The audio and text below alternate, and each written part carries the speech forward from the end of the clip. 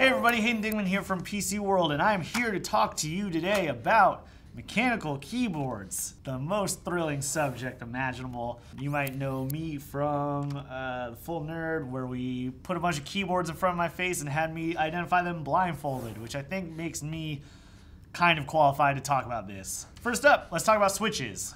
We have a lot of them here.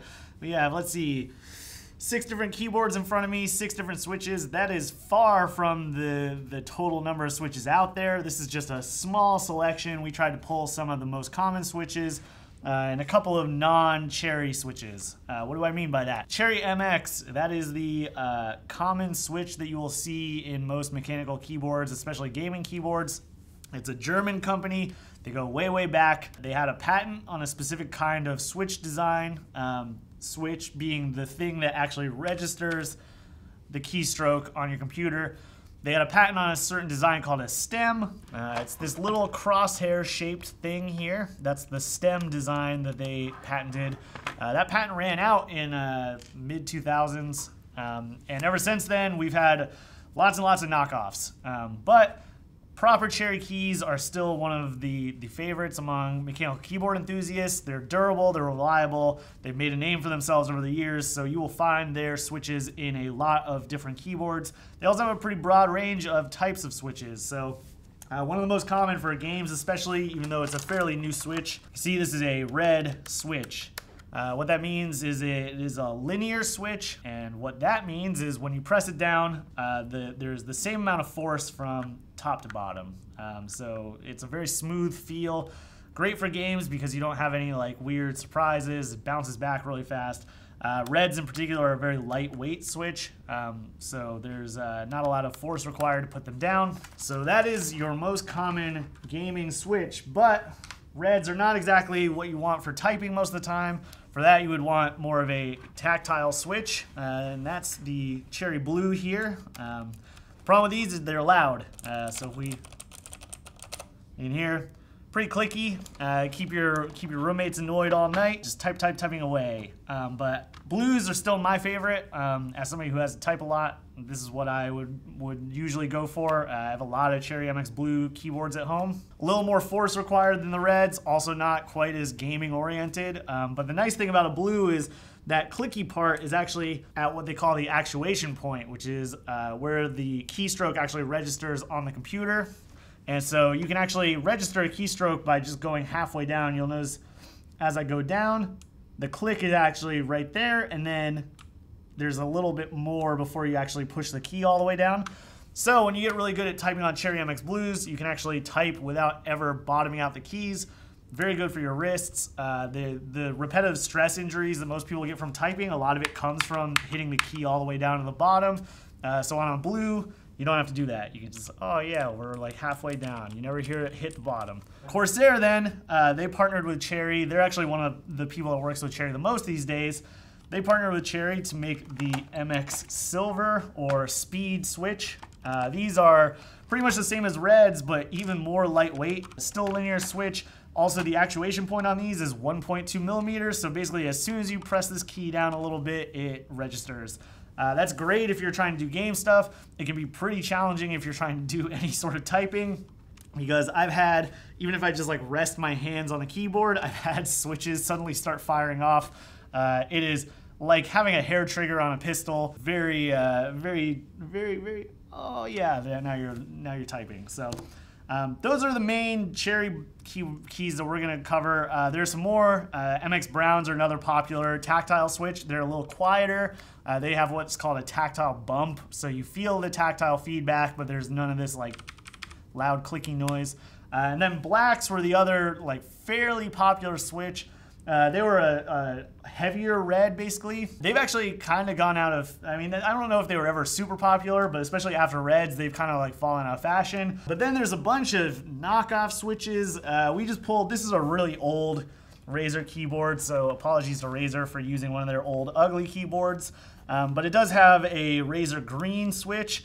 You can see pretty much the exact same design as the Cherry switch. Has that same familiar stem design right here. Yeah, this is what happens when your patent runs out. Razer takes your switch and turns it green. Razer's got a couple others. They have an orange switch also. I think they have a yellow switch. That's their third. And then you have Logitech. They just make their own switch. They have what's called a Roamer G. We'll pull the escape key off here. You can see immediately a very different look to the bottom of this. This is the Logitech one versus this stem switch here. When we bring the keyboard over, you can see it's just a big empty square in the middle. So the nice thing about Roamer Gs is the LED is actually centered on the key. So you can see if you look at Logitech's keyboard, all the lettering here right in the center. That's different from, say, this Cougar keyboard. You can see all the letters are shifted up to the top of the switch. That's because on Cherry's design, because of the way the stem sits in the middle, the LED underneath has to be shifted up to the top, and so you have this weird, like, oh, we'll just push all of the lettering on the keys up to the top. With Logitech, they don't have to do that. However, up until recently, I was not a big fan of the Roamer G. They pretty much only had an MX Brown spinoff, the tactile bump I was talking about before, but it was not great to type on. It felt really chunky. I don't know. I actually compared it to a rubber dome keyboard, which, for those who don't know, bottom tier keyboards, that's the one that you find at like, oh, it's the $20 for this keyboard. This kind of feels like that. It feels chintzy. But they put out a new version recently that's a linear switch, and then they actually put out a clicky switch after that. Both of those I like a lot more. We're now recommending Roamer G keyboards, which is great because Logitech's RGB lighting, usually some of the best in the industry. So yeah, that's a very quick primer on switches. As I said, typing, I still recommend the Cherry MX Blue. Gaming, probably a Cherry MX Red or a Speed, but honestly, Razer switches have come a long way in the past couple of years. This board that we have over here, this is their new optical switch, which we won't do a whole bunch of discussion about. We have videos on the site, but that actually uses lasers, also is very loud. Their switches have come a long way in the last couple of years. They are a lot more durable and a lot more reliable than they used to be. Roamer Gs, as I said, always a durable switch, but now they actually are pleasant to type on as long as you get the linear or the clicky versions. But yeah, I'm still gonna stick with Cherry for the most part. They have the name, they have a long, long history. All their keys always feel the same. I've used dozens and dozens of Cherry boards over the ensuing years, and every single one of them, if I get a Cherry MX Blue keyboard, I know how it's gonna feel every single time. It's a great switch. So let's talk design, because that's obviously the other half of this.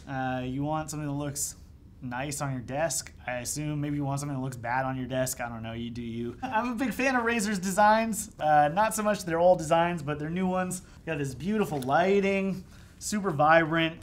They're pretty good with their accents too. You can't see it on this right now because we haven't lit up both of them, but there's actually a light ribbon that runs around the outside edge of this. If you're into RGB lighting, Razer's like top tier for me, right around Corsair also. The problem with design is it's all a matter of taste. I'm a big fan of keyboards that look like not gaming keyboards. If we take a look at this old Razer keyboard, it's got just this like horrible, horrible gamey typeface. It's super blocky. The caps lock is spelled LK for some reason. It's got these like awful symbols. This is like every gaming keyboard between 2005 and like 2012 looked like this garbage. And it was a terrible time for all of us, and we're glad to put it behind us, or at least I am super glad to put it behind us. For the most part though, most companies have moved over to this Razer style, like, hey, we're just gonna make a really thin Apple style keyboard. We're gonna emblazon it with like a very pretty typeface, try and keep all of our symbols minimalist. Definitely into that look more, but again, that's 100% your call. I'm pretty sure that you can look at a keyboard and know whether you actually like the way the keyboard looks. However, there are some things that we can talk about in terms of higher end features or design traits that you should be looking out for. So for instance, you'll see here we have media keys. Corsair is probably the best when it comes to media keys still. So you have a full range of stop, play, pause, back, forward, and then Corsair is great about having volume rollers. So you roll it up, you get the volume up, you roll it down, the volume goes down. They have this mute button over here. Super intuitive, Very easy to use. I would recommend any keyboard you buy has a volume roller. It's absolutely my favorite design. Other things, great to look out for: a braided fabric cable.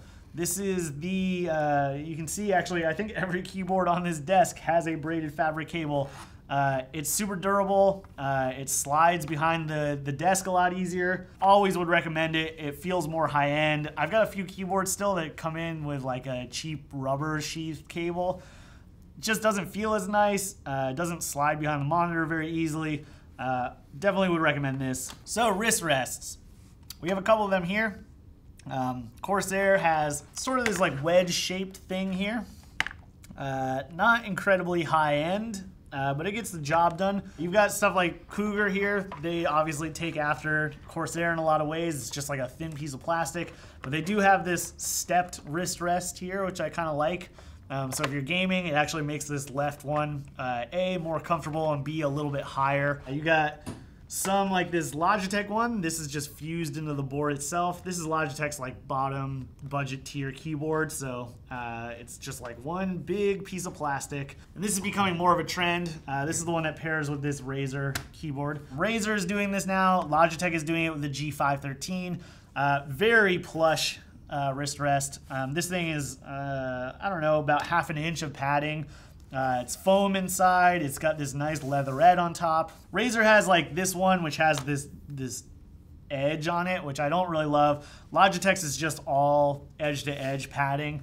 Either way, super nice, way nicer than the wrist rest that used to come packed in. Obviously, props to Razer and Logitech. I think they're really pushing this forward. This is a thing to look out for in the next couple of years. People putting more effort into the pack-in wrist rests. Other than that, RGB lighting, that's the big one to look out for. Not a whole lot of change in between keyboards. As I said, most of them are using one of a couple of switches. So if you get a Cherry keyboard, it's always going to look like Cherry lighting. Cherry's is good. The only thing, as I said, is it's all offset. But that hasn't stopped Corsair from being like really great with their lighting. The K95 is just brilliant looking. Quite literally, it has like a whole string of lights along the top edge. Yeah, other than that, Razer's is pretty good. There's, as I said, top tier for accent lighting.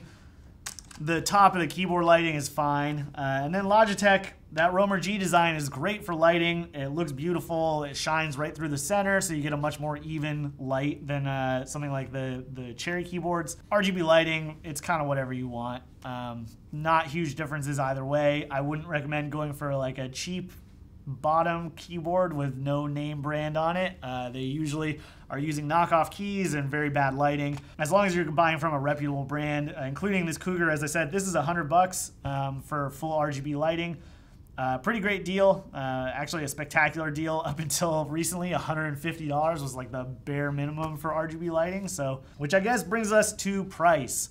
That's the last consideration when you're looking for a mechanical keyboard. Go as cheap as you can and get the features that you want. We've been heavily recommending this Cougar Attack X3 RGB keyboard. As I said, it's like $99 on Amazon all the time now. That's for a full RGB keyboard. That's unheard of. Up until recently, $150 minimum for an RGB keyboard. Most of the main manufacturers, Razer, Corsair, they're selling you $170 for an RGB keyboard. So $100, almost half the price for a full RGB keyboard. Pretty amazing. There are a couple more in that same tier now. The Fanatic Streak that I mentioned earlier. That's $130, I think, for a full RGB keyboard. Looks fantastic.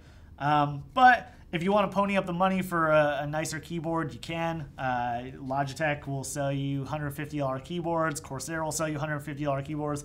Razer is almost exclusively $150 to $170 keyboards these days.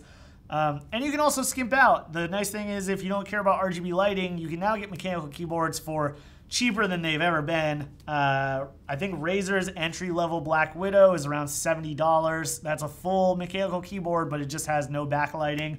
Logitech, we've been recommending the G610 for a long time. That's Cherry keys. It's one of the only Logitech keyboards that actually uses Cherry keys still. Single color backlighting, so you're not going to get full RGB, but I think those come in around like $70, $80 usually these days. Pretty cheap. I remember back when I was getting into this, 8, 9 years ago, Cheapest keyboards that you could find at the time were still like $100, and that was for single color backlighting, just a rubber cable. A lot of those were 10 keyless, meaning this number pad is not there. That was the cheapest you could get at the time. So seeing full cherry keyboards and stuff like that for under $100 and like well under $100, pretty amazing. It's never been easier to get into mechanical keyboards, and I do recommend that you get into mechanical keyboards, especially, as I said, something like a Cherry MX Blue. If you type a lot, it's really going to save your wrist over time. As somebody who uses a keyboard for like 12, 15 hours a day at times, doing game reviews, whatever, typing for my job, obviously. Yeah, it's been a constant struggle against carpal tunnel, repetitive stress injuries, all of that stuff. I'm pretty sure if I didn't have a mechanical keyboard, I would have a lot more problems than I already do. This has saved me a lot of wrist stress over the years. Definitely worth looking into if you are at an office, whatever. But yeah, that's mechanical keyboards in the shortest nutshell that I could do. It is a huge topic. There's a ton out there. If you're looking to learn more, I highly recommend the mechanical keyboard subreddit. Otherwise, yeah, I think that we have a ton of great reviews on the site. I would highly recommend checking them out. We have a great mechanical keyboard primer where we recommend which keyboards we think are best. It's all about what your budget is and what you're looking for. There's a ton of options. That's the great thing about mechanical keyboards. I would recommend if you have a friend that has a mechanical keyboard, go to their place, type on it a little bit. If they have an extra mechanical keyboard, ask them to borrow it, type on it for a week, see how you feel.